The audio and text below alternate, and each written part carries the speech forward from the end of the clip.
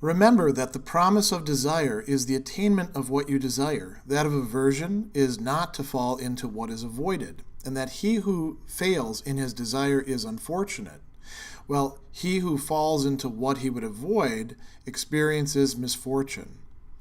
If then you avoid only what is unnatural among those things which are under your control, you will fall into none of the things which you avoid. But if you try to avoid disease or death or poverty, you will experience misfortune. Withdraw, therefore, your aversion from all the matters that are not under our control, and transfer it to what is unnatural among those which are under our control. But for the time being, remove utterly your desire, for if you desire some one of the things that are not under our control, you are bound to be unfortunate. And at the same time, not one of the things that are under our control, which it would be excellent for you to desire, is within your grasp. But employ only choice and refusal, and these two but lightly, and with reservations, and without straining.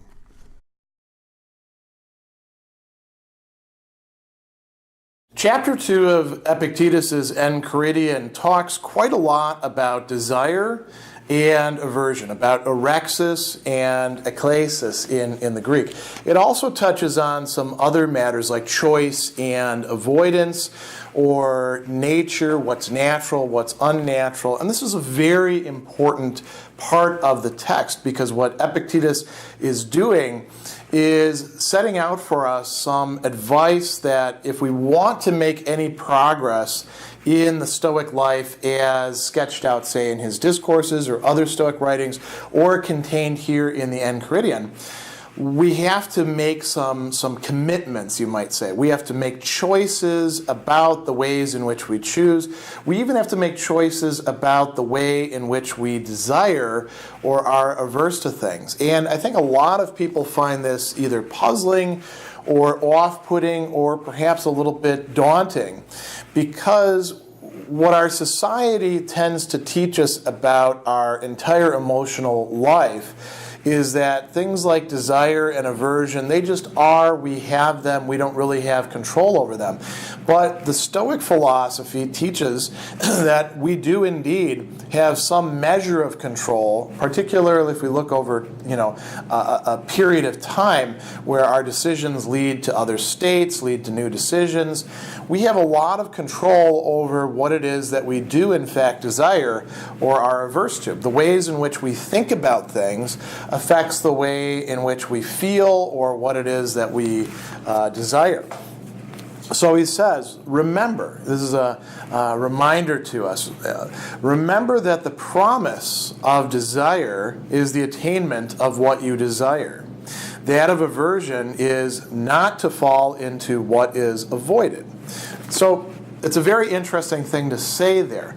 The promise, literally here, epangaleia, the news, the announcement, what it is that desire whispers to us or shouts at us, is that we will in fact get what it is that we consider to be good. Aversion, turning away from something, almost instinctively blanching at it, or feeling disgust at it, or feeling fear in the face of it, makes a sort of implicit promise to us that we're not going to fall into that.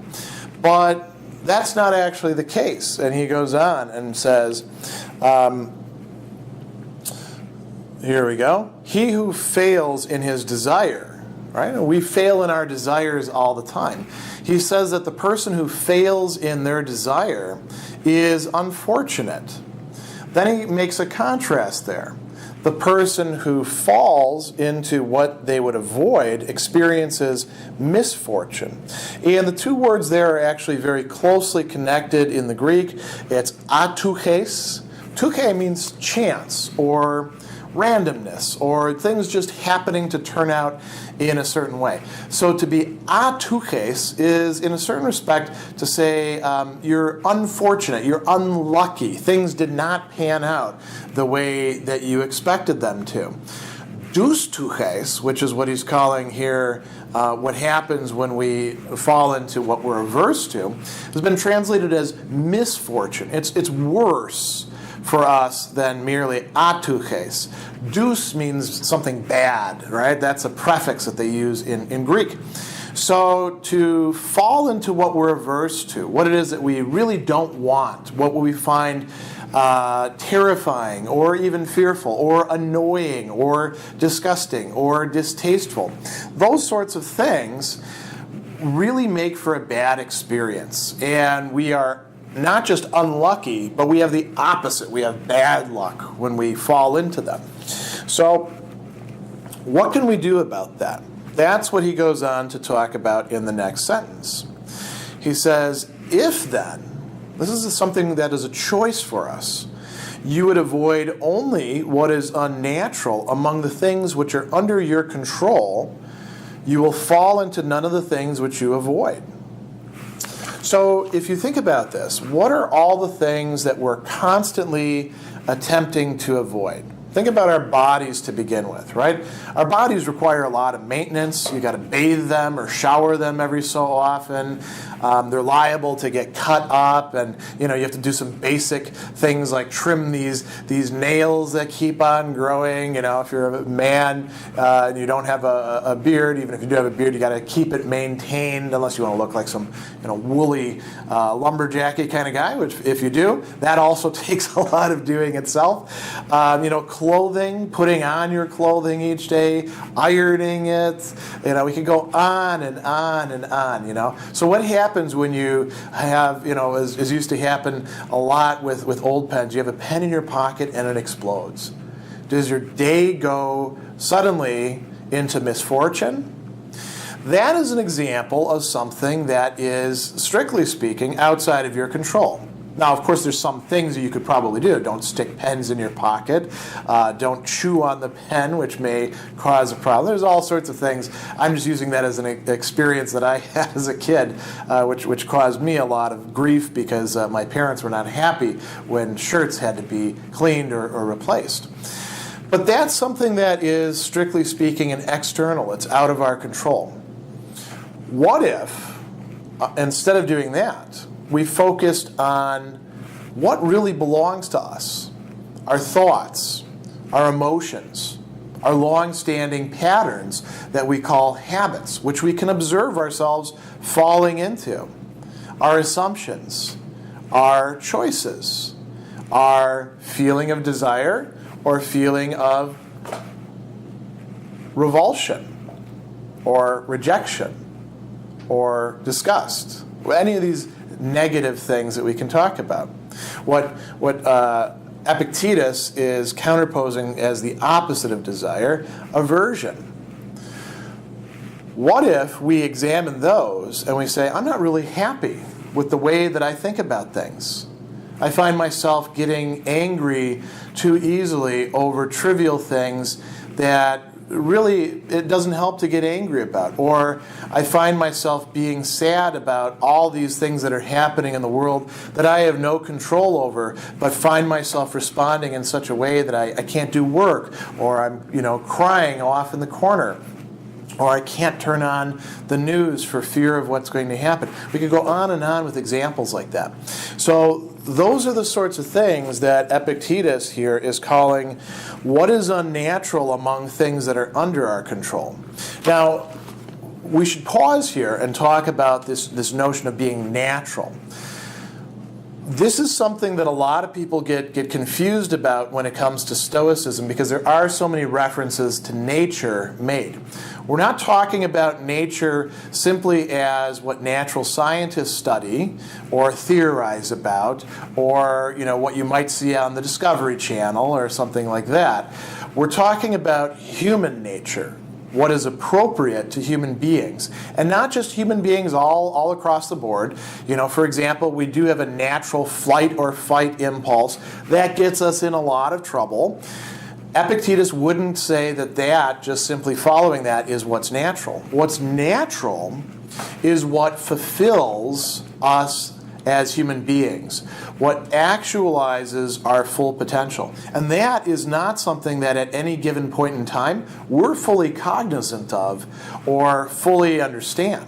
We have to make progress, in fact, towards what is more natural, away from what we feel to be natural in order to find out what truly is natural for us. We can see a glimpse of it on the horizon, and we can sketch the outlines of it, but we don't fully know what it is until we've made a lot of progress. So when Epictetus is talking about applying our aversion to the things within us, within our makeup, within our psyche that are actually unnatural, he's talking about having a bad temper. He's talking about temptations to be, driven by greed, driven by gluttony, driven by all sorts of bad, in many respects, not just one respect, but bad instincts or desires. We can have aversions to our own desires. This is what happens when you feel the pangs of conscience, when you feel regret, when you look at your life and you say, I'm not really happy with the kind of person that I am. When you abandon all of the self-justifying and the distancing and really look at yourself, you're likely to find some things that you're not entirely happy with. That is applying aversion to those things that are under our control but are not natural. So he goes on and he says, if you do that, you'll probably make progress, but you're also not going to fall into these other things. If your focus is primarily on how do I prune away the parts of myself that are identifiable as bad, and how do I cultivate those parts of myself that I can see are good so that I have more good than bad over time, if you're really focused on that, then if a pen explodes in your shirt, that's not going to really bother you. It can happen, but the question is, does it have to bother you? Do you have to feel aversion towards it? You don't. That's a choice. He goes on and he says, if you try to avoid disease or death or poverty, you're going to experience misfortune. These are, strictly speaking, from a Stoic perspective, things that are out of our control. And you can say, well, you can take care of yourself so you're not going to get sick. True. Epictetus would completely agree with you. As a matter of fact, he says you ought to take care of your body, but you ought to take care of it like you do a good tool that you've been given and now are responsible for. Not as if that body is you and where all of your value lies. You can take care of your body and things can go haywire. We find all sorts of great cures for things. We inhabit a epoch in which medical science has made incredible advances, and yet we still find that disease somehow remains ahead of us. Great example of this, the fact that we're now reaching the point where antibiotics aren't working so well anymore. And we can go on and on and on. And we can say, well, we can imagine a world in which there is no disease. That's fine. That's imagination. That isn't where you live. Death. You're going to die. The mortality rate for human beings over any given period always approaches 100%. Why? Because we die. We're mortal. So if you see death as a fundamental indignity that's imposed upon you, from the Stoic perspective, you're actually setting yourself up for a lot of problems. Not so much when you die, but before you die. Other people's death as well is something that Stoics have to deal with. Poverty. This is particularly important in our own times, I think, when we've experienced some massive economic downturns. We're probably approaching a period in which economic realities look a lot less like this massive period of more or less uninterrupted growth that we had in the West, and more like what's been going on the rest of history, where there's a lot of stratification, where there's a lot of inequities, a lot of unfairness, and a person can work very, very hard and still end up becoming impoverished as a result. That is something that is, strictly speaking, from a Stoic perspective, outside of our control. Not that you shouldn't manage your resources well, but there is no guarantee that just because you do, things are going to go well. So if we feel a sense of aversion, a desire against poverty, disease, death, we are going to be unhappy. Because we're sooner or later going to run into at least one of those. And many of us will experience all three at one point in time. So instead of being averse to those things, why aren't we averse to what makes us unhappy? Later on, he's going to talk, for example, about it's not death itself that threatens to make us unhappy. It's our viewpoint on death that does so. And we can say this with so many other things, about romantic disappointment, about loneliness, about unfairness in the workplace. A lot of these things, and we're not denying that many inequities and many bad things happen and that people shouldn't do those sorts of things. But it's a question of how we allow those things to affect ourselves, what we choose, where to apply our aversion. So he gives us some advice then. He says, "Withdraw, therefore, your aversion from all the matters that are not under our control." Just take it away. Of course, that's easier said than done, isn't it? It's not something that you can choose once and for all and hope to be effective. It's something that you'll have to, continually make that choice like you did the day before. There will be some lack of progress, some falling back. But if you continue to do this, eventually you can redirect your desires and your aversions to the things that you really do have control over. So he says, transfer it to what is unnatural among the things under your control. Look at the things that you don't like about yourself that are really keeping you from realizing your human nature, and be averse to those. When you find yourself feeling a sense of disgust or not wanting to do something that you're supposed to do, look at that part of yourself and transfer your aversion to that. Say, I don't like that about myself. Man, I wish I wasn't that way. And gradually you're going to move away from being that way. So he says, but for the time being, utterly remove your desire. That's very difficult to do. Again, this is a gradual process. He's talking about sort of swinging to the opposite extreme. Why? Because desire is constantly pulling us in a million different directions. And for many of us, sort of just runs our life like a sort of theme underneath everything else, driving away whether we realize it or not. Worse off, we already inhabit a culture in which a large portion of that culture is devoted to bombarding us with messages aimed specifically at cajoling our desire in this direction or this direction, inflaming our desires, creating new desires where they didn't exist in the past. So it's kind of a good thing to do to say, I'm going to put desire on hold for a bit. It's not as if it's going to go away totally and you're never going to get it back. So he says, if you desire some one of the things that are not under your control, you are bound to be unfortunate. You may get what it is that you're looking for a while, but that is no guarantee that you're going to hold on to it forever. Or that the next time around that you try to do the same thing that will get you that, you're not going to fail. A great example of this is in education.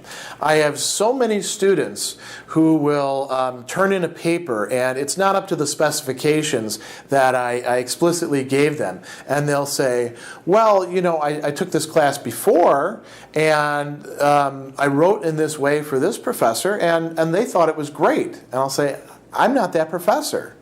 I'm a changed circumstance. What it is that you desire is getting the A. But I'm going to require you to do something different in order to get that A. Actually, what you should be desiring is to demonstrate to myself and to yourself that you actually understand and can talk in a thoughtful way about the things that we're putting in front of you in the course of this study. But let's just settle for you trying to get an A. You're going to have to do it this way, not this way. And so, students find their desires stymied and frustrated constantly. We can multiply examples almost to infinity. I think you can think of plenty of your own about how when you allow your desire to go out there into the world, into things that you don't control, you are setting yourself up for being unfortunate, for being unhappy. So he says, and At the same time, not one of the things that are under our control, which it would be excellent for you to desire, is within your grasp.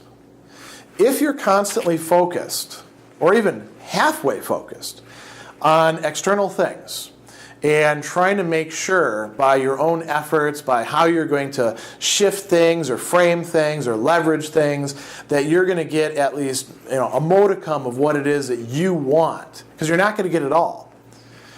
You're not going to have the time.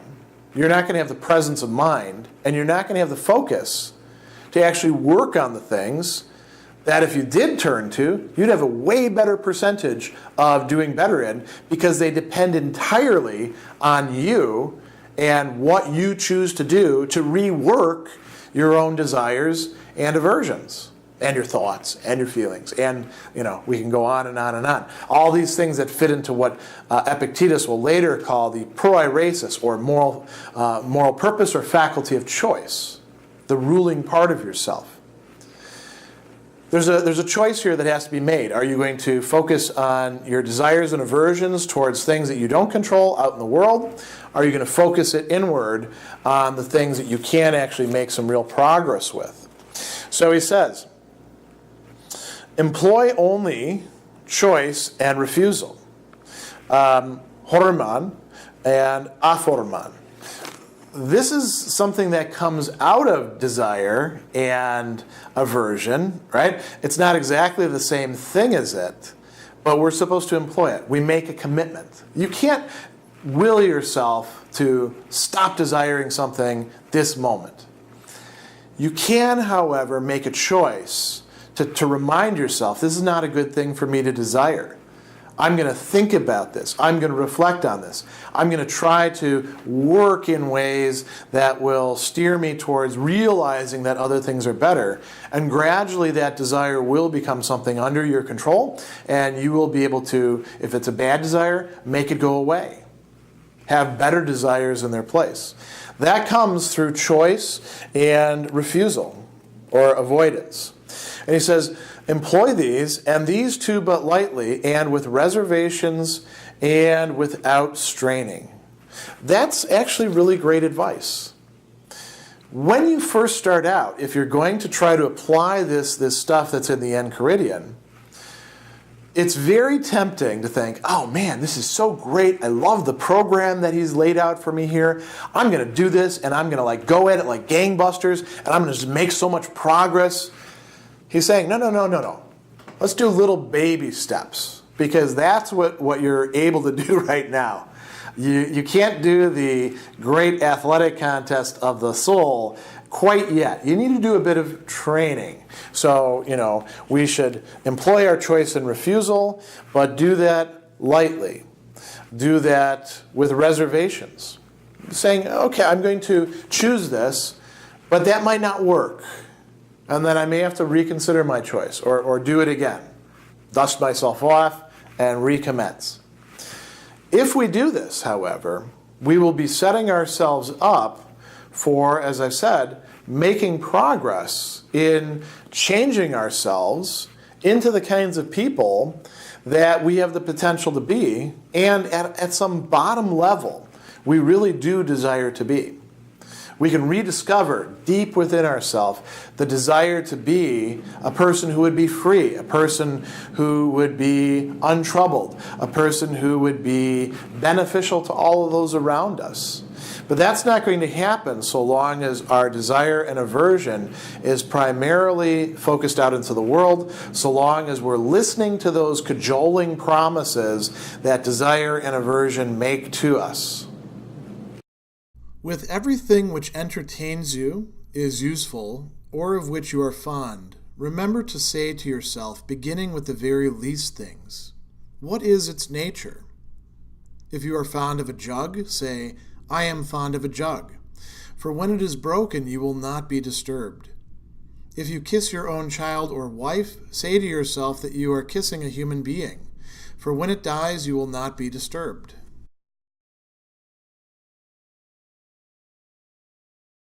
Chapter 3 of Epictetus' Enchiridion has what we can call a hard saying, namely something that when you read or when you think to yourself or when you hear somebody else say, you can recognize that there's a kind of validity to it, but you're like, boy, that would be tough to put into practice. I don't know if I can do this. It's almost like you would rather it not be true, even though you recognize a certain kind of truth to it.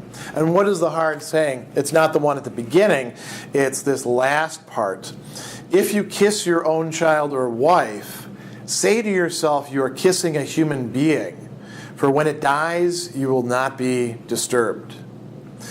That's a tough thing to tell yourself. It makes it sound as if you should be rather detached, almost unemotional, callous, like you shouldn't really have a full relationship with the people who you ought to, one would think, love the most, care for the most, grieve for the most when they pass away or when they get sick or when something bad happens to them.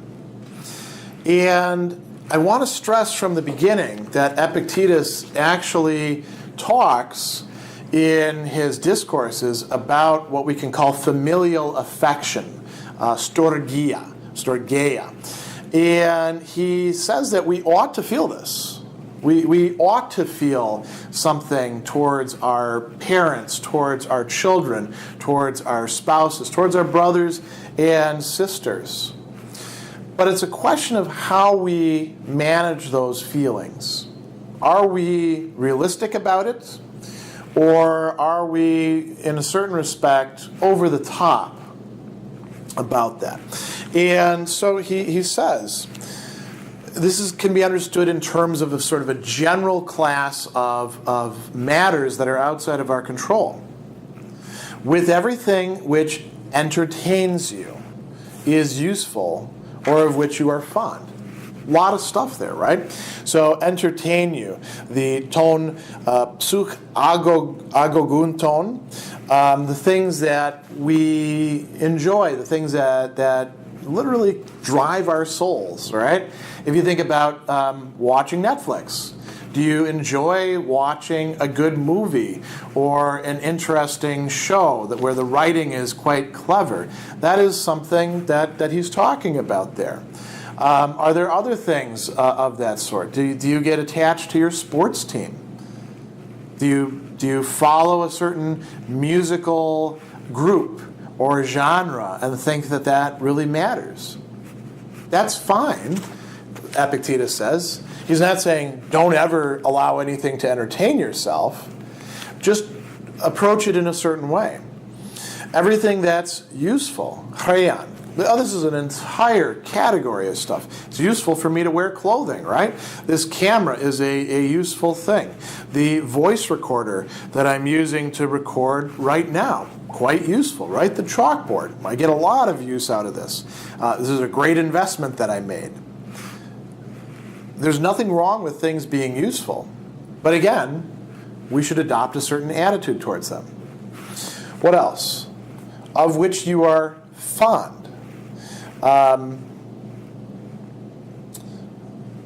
He says, stergomenon, right? That is coming from that same word for familial affection. Anything that you're fond of. I mean, if I get attached to this book, I can feel that, sense of fondness or affection towards it. So the book falls into the water and gets ruined or gets left behind somewhere. I can get another book. But that's my book. I'm fond of it. Maybe I take notes in it, or you see that I put little Post-its, right? Oh, I'm going to lose all of that.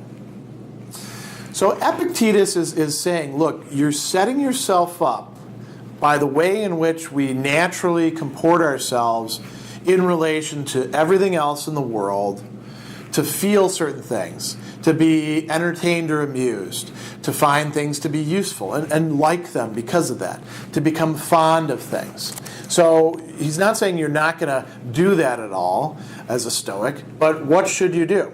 With everything of this sort, remember to say to yourself, beginning with the very least things, we'll come back to that very least things, What is its nature? What is this thing that we are dealing with? And he's not talking about nature as physis. It's in the Greek, it's hopoion esteem. What kind of thing is it? When we think that things are different than they are, we're setting ourselves up for all sorts of problems. Because what we've got is, on the one hand, the assumption that something is different in a key respect, like it's going to last forever, right? Or it will never run into problems, or pick whatever else you want, right? And we add into the mix, oh, I'm fond of this thing. Oh, this thing is useful for me. Oh, I need this thing in my life. And then we add to those one more thing. Something went wrong, and now suddenly we're very upset. We can't pay attention to the things that we should pay attention to. We find ourselves sad, angry, afraid, anxious, depressed, despairing. We can go on and on and on. So he says, beginning with the very least things. Why should we begin with the very least things?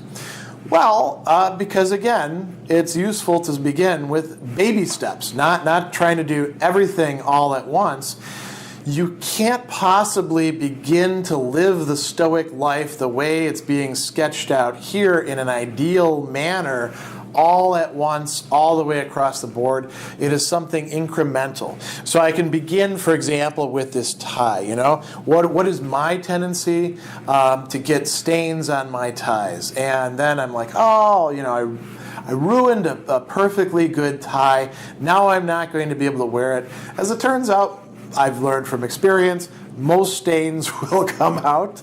I'm kind of a messy person. I could, say I have to pay super close attention all the time, and I could make myself neurotic in doing so, right? And deprive myself of any sort of enjoyment. I could also do things like, throw the tie over my shoulder when I'm eating, or tuck it in underneath my shirt and look kind of silly doing so. That might actually be a decent thing to do if maintaining my tie is really such a major priority. And I can begin with this, and then after I've got that down, then I can start thinking about my wife, my children, my livelihood, my legacy, the big picture things, right? Start out with the little things. And so he gives us an example that I think all of us can relate to. If you're fond of a jug, aren't you all of you fond of jugs? Say, I am fond of a jug. Tell yourself, it's a jug that I'm fond of. Why? When it's broken, you will not be disturbed. You will not be troubled. You will not be upset. Now, I don't really have a lot of jugs myself. What I would use to relate to it would be, I have a coffee cup. I like this kind of coffee cup. I've actually broken a few of these, which is why we've ordered more of them. And we'll probably have to order more in the coming years, because I'm probably going to end up breaking them. I'm a little bit clumsy when it comes to washing dishes, although I do like to wash the dishes.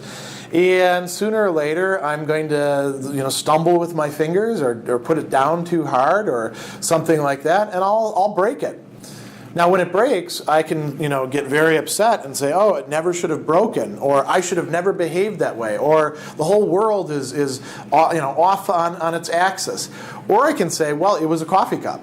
Those things are not made to last for 1,000,000 years. Likewise, a tie. Likewise, a shirt. This is something else that, for myself, to take personal examples, I would like all of my shirts to last forever. Because once I find a shirt that I really like, I want to keep on wearing it.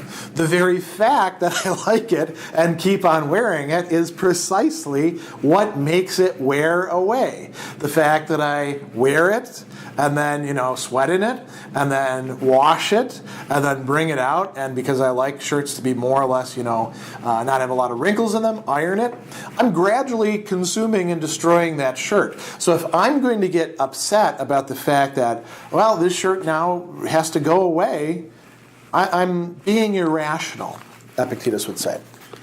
Now, the question is, should we look at this only for objects, or should we apply this to persons? And if we apply this to persons, are we treating the persons as objects?